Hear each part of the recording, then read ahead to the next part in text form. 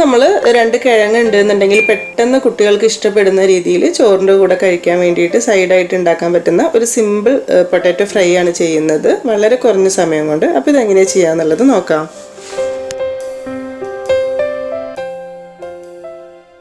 അപ്പോൾ ഈ ഒരു പൊട്ടാറ്റോ ഫ്രൈ റെഡിയാക്കാനായിട്ട് അത്യാവശ്യം വലിയ 3 കിഴങ്ങ് എടുത്തിട്ട് ഇതുപോലെയാണ് മുറിച്ചെടുത്തിട്ടുള്ളത്. കഴുകി വൃത്തിയാക്കിയതിന് ശേഷം കുറച്ച് വലുതായിട്ട് അധികം കനമില്ലാത്ത രീതിയിൽ ഇതുപോലെ മുറിച്ചെടുത്തിട്ടുണ്ട്.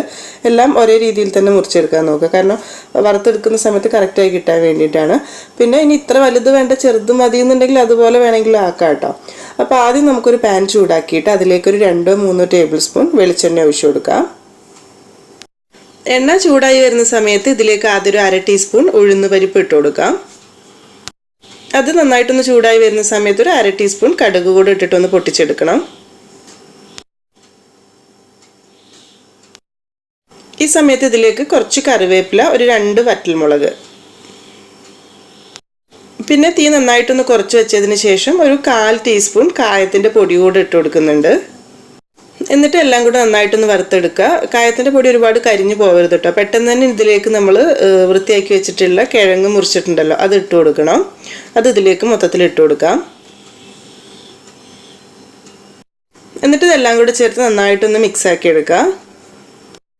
പിന്നെ ഞാൻ ഇതിലേക്ക് ഒരു കാര്യം ആദ്യം ചേർക്കാൻ വിട്ടുപോയിട്ടോ, കുറച്ച് വെളുത്തുള്ളി, ഒരു 2-3 അല്ലി വെളുത്തുള്ളി ഇതുപോലെ ചെറുതായിട്ടൊന്ന് മുറിച്ചതാണ്. നമ്മൾ ആദ്യം കായൊക്കെ ഇട്ട് വറുത്തല്ലോ, അതിലേക്ക് തന്നെ വെളുത്തുള്ളി കൂടി ഇട്ട് വറുക്കുകയാണെങ്കിൽ കുറച്ചുകൂടെ നല്ലതായിരിക്കും കേട്ടോ. വെളുത്തുള്ളിയുടെ ഒരു ഫ്ലേവർ ഇതിലേക്ക് വറവായിട്ട് വരുമ്പോൾ നല്ല ടേസ്റ്റാണ്.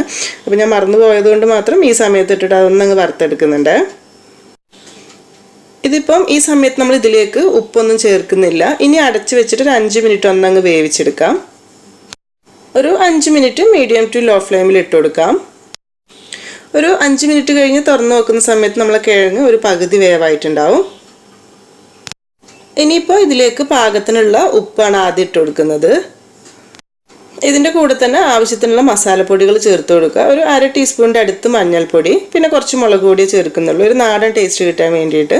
വേറെ ഒരുപാട് മസാലപ്പൊടികളൊന്നും ചേർക്കുന്നില്ല കേട്ടോ. അപ്പോൾ മുളക് പൊടി എന്ന് പറയുമ്പോൾ ഒരു ടീസ്പൂൺ കാശ്മീരി മുളക് പൊടിയും പിന്നെ ഒരു 1/2 to 1/4 ടീസ്പൂൺ അത്യാവശ്യം എരിവുള്ള മുളക് പൊടിയാണ് ചേർത്ത് കൊടുക്കുന്നത്. കാശ്മീരി മുളക് പൊടി ഉണ്ടെങ്കിൽ കുറച്ച് നല്ലൊരു കളർ കിട്ടാൻ വേണ്ടിയിട്ടാണ്. പിന്നെ ഇനിയിപ്പോൾ ഗരം മസാലപ്പൊടി അതുപോലെ തന്നെ ചെറിയ ജീരകത്തിൻ്റെ ഫ്ലേവറൊക്കെ ഇഷ്ടമാണെന്നുണ്ടെങ്കിൽ ഈ സമയത്ത് അതുകൂടെ കുറച്ച് ചേർത്ത് കൊടുക്കാം കേട്ടോ. ഞാനിപ്പോൾ ഒരു നാടൻ ടേസ്റ്റ് അത്രയേ ഉള്ളൂ. എന്നിട്ട് ഇത് ചെറിയ തീയിലിട്ടിട്ട് നന്നായിട്ടൊന്ന് മിക്സ് ആക്കിയിട്ട് ഒന്ന് വറവാവുന്ന രീതിയിലൊന്ന് റെഡിയാക്കി എടുക്കണം. ഒരു 5-6 മിനിറ്റ് ഇങ്ങനെ തന്നെ നന്നായിട്ട് മിക്സ് ആക്കി എടുക്കുകയാണെങ്കിൽ തന്നെ റെഡിയാക്കി കിട്ടണം, കാരണം പകുതി വെന്ത കിഴങ്ങല്ല. ഇനി പെട്ടെന്ന് റെഡിയാക്കി കിട്ടണമെന്നുണ്ടെങ്കിൽ 2 മിനിറ്റ് ഒന്ന് അടച്ച് വെച്ചിട്ട് എടുക്കുകയാണെങ്കിൽ ഇതുപോലെ പെട്ടെന്ന് റെഡിയാക്കി കിട്ടിക്കോളും. ഇപ്പോൾ ഏകദേശമൊക്കെ കറക്റ്റ് ഫ്രൈ ആയി വന്നിട്ടുണ്ട്. അപ്പോൾ ഇത്രയേ ഉള്ളൂ നമ്മുടെ ഈ ഒരു പൊട്ടാറ്റോ ഫ്രൈ എന്ന് പറയുന്നത് കേട്ടോ. പെട്ടെന്ന് റെഡിയായി കിട്ടും. ഒരു 10 മിനിറ്റ് തന്നെ വേണ്ടി വരില്ല, അതിന് മുൻപ് തന്നെ റെഡിയായി കിട്ടും കേട്ടോ. അത്ര കുറവ് സമയം തന്നെ മതിയാകും. വേണമെന്നുണ്ടെങ്കിൽ ലാസ്റ്റ് കുറച്ച് മല്ലിയില കൂടി ഒരു ഭംഗിക്ക് വേണ്ടി ഇട്ട് കൊടുക്കുക, ഒരു ഫ്ലേവർ ഇഷ്ടമുള്ളവർക്ക്. അപ്പോൾ ഇത്രയേ ഉള്ളൂ നമ്മുടെ ഈ ഒരു കിഴങ്ങ് ഫ്രൈ എന്ന് പറയുന്നത്. ശരിക്കും പറഞ്ഞാൽ വളരെ സിമ്പിളാണ്, പക്ഷെ എന്തോ നല്ല ടേസ്റ്റുമാണ് കേട്ടോ ഇതിന്. നല്ല ചൂടുള്ള ചോറിൻ്റെ കൂടെ സൈഡായിട്ട് കഴിക്കാൻ പറ്റുന്ന നല്ലൊരു കോമ്പിനേഷൻ റെസിപ്പി തന്നെയാണ്. പിന്നെ വെറുതെ കഴിക്കാനും നല്ല ടേസ്റ്റ് തന്നെയാണ് കേട്ടോ. വേണമെങ്കിൽ ചായയുടെ ഒക്കെ കൂടെ ഇങ്ങനെ എടുത്ത് കഴിക്കാവുന്നതേ ഉള്ളൂ. സ്കൂളിലേക്ക് കുട്ടികൾക്ക് ചോറിൻ്റെ കൂടെ ഒക്കെ വേണമെങ്കിൽ കൊടുത്തു വിടാം. അപ്പം ഈ ഒരു രീതിയിൽ ആദ്യം പറഞ്ഞ പോലെ തന്നെ കിഴങ്ങ് ഫ്രൈ ചെയ്യുന്ന കുറേ ആളുകളുണ്ടാവും. എന്നാലും ചെയ്തു നോക്കാത്തവരുണ്ടെങ്കിൽ ചെയ്യുന്ന സമയത്ത് ഫീഡ്ബാക്കൊക്കെ അറിയിക്കുക. അതുപോലെ ഈ ഒരു വീഡിയോ നിങ്ങൾക്ക് ഇഷ്ടമായിട്ടുണ്ട് എന്നുണ്ടെങ്കിൽ എന്തായാലും ലൈക്ക് ചെയ്യാനും ഷെയർ ചെയ്യാനും കൂടെ മറക്കരുത് കേട്ടോ. അപ്പം ഇനി എന്തായാലും നല്ല റെസിപ്പി ആയിട്ട് പുതിയ വീഡിയോയിൽ കാണാം. താങ്ക്